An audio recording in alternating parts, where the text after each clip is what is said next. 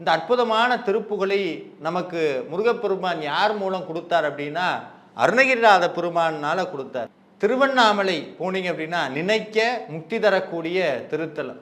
இந்த திருவண்ணாமலையில் என்ன அதிசயம் அப்படின்னா அங்கே தான் ஞானிகள் எல்லாம் அது என்னமோ அந்த திருவண்ணாமலைக்கு ஒரு பேர் என்ன, ஸ்பிரிச்சுவல் இன்குபேட்டர்னு சொல்லுவாங்க. ஞானத்தபோதனரை வா வா என்று அழைக்கும் திருவண்ணாமலைன்னு சொல்லுவாங்க. ஒரு உலகத்தில் ஏதாவது ஒரு ஞானி எந்த மூலையில் பிறந்தாலும் சுண்டி இழுத்து திருவண்ணாமலையில் கொண்டு வந்து உட்கார வச்சிருமா. எத்தனை வெளிநாட்டு மக்கள் அங்கே சுற்றுறாங்க. எங்கெங்கேயோ ஊர் பேர் தெரியாதவங்களாம் அங்கே திருவண்ணாமலைக்கு வராங்க. ஏன்? அங்கே ஏதோ ஒன்று இருக்குது, இனம் புரியாத ஒரு ஈர்ப்பாற்றல் இங்கே இருந்து கொண்டே இருக்குது. அங்கே தான் அருணகிரிநாத பெருமான் இந்த அற்புதமான திருப்புகளை முருகப்பெருமான் அடி எடுத்து கொடுத்தார். என்னென்ன அடி எடுத்து கொடுத்தார்? முத்துங்கிற அடி எடுத்து கொடுத்தார். அருணகிரிநாதர் வல்லாள மகாராஜா கோபுரத்திலிருந்து தற்கொலை பண்ணுவதற்காக குதிக்க போறார். முருகான்னு நினைச்சு குதிச்சார். அருணகிரிநாதரை முருகப்பெருமான் காப்பாத்தினார்.